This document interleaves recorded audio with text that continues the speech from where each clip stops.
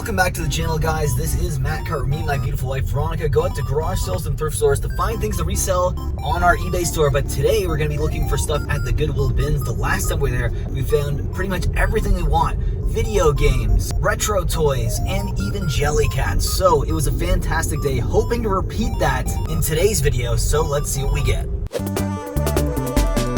There was a few rummage bins left out from the night before, but honestly not much inside of them at all for us to grab at the beginning of the day, so we had to wait for fresh bins to come out. And the first bin to come out was a clothing bin, which we got nothing out of, and then the next bin to come out was a toy bin, and we did find a few things, but honestly nothing really that great.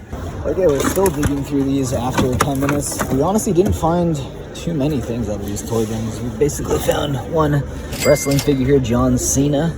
A nice old Slash from TMNT Playmates Toys. This is a very old Simpsons toy here. You got the Matt Groening on the back. I think this is actually from Burger King.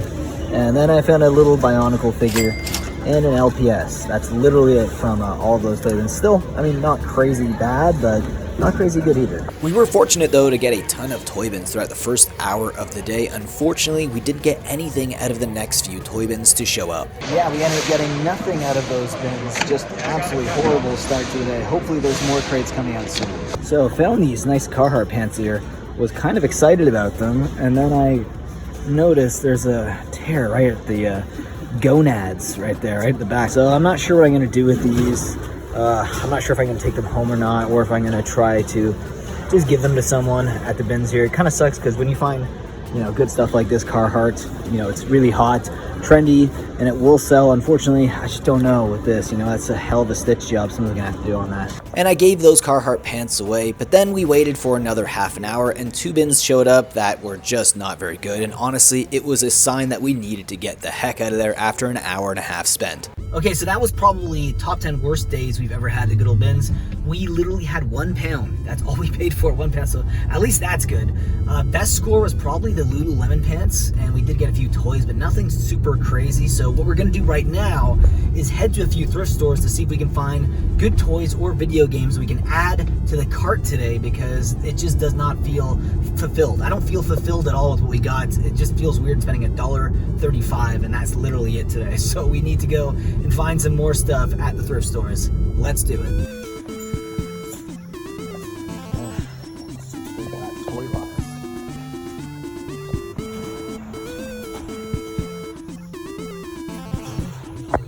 Jelly cats.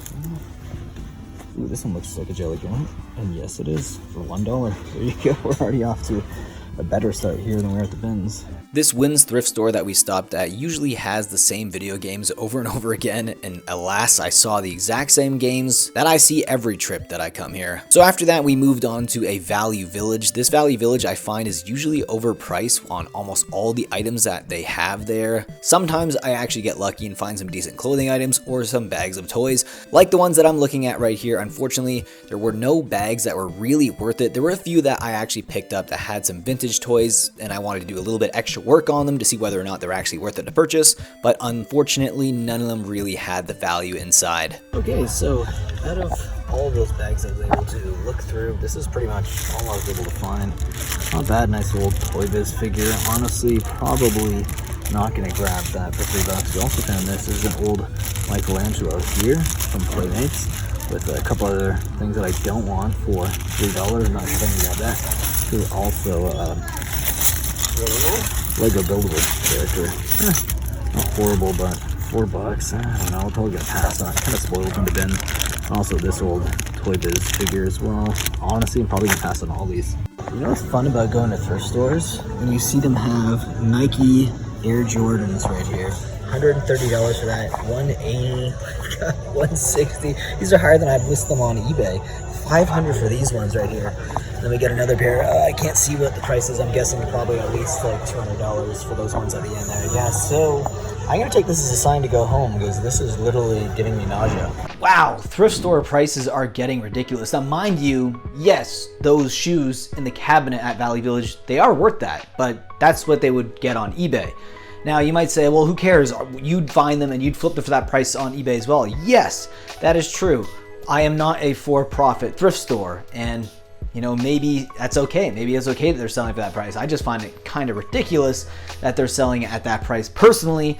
But nonetheless, you know, it's a profit. It's just kind of price gouging, I think, nowadays is what's going on a lot in thrift stores. And really it started during the pandemic with all the stimulus checks and stuff, and they were doing a lot more research for what the items actually go for on eBay. So resellers are partly to blame because of that, because of the way that we're buying and selling things at thrift stores. So a lot of them doing more research. Maybe there's a few resellers that actually started working for thrift stores, so they kind of know the market a bit more. But regardless, unbelievable to see shoes for $500 at a thrift store kind of blows my mind. It really does. Let me know if you've ever seen $500 shoes at a thrift store priced at $500. That being said, let me show you this tiny haul that we've got today from the thrift store, the Wins that we went to, and also the Good Old Bins. Literally probably the smallest haul we've ever had for a video on the channel. So here it is.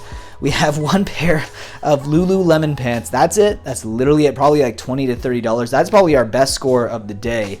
Actually, I don't know. My wife said this Kate Spade purse that she picked up might actually be, it's faded though, might actually be authentic. It does look pretty nice on the inside though.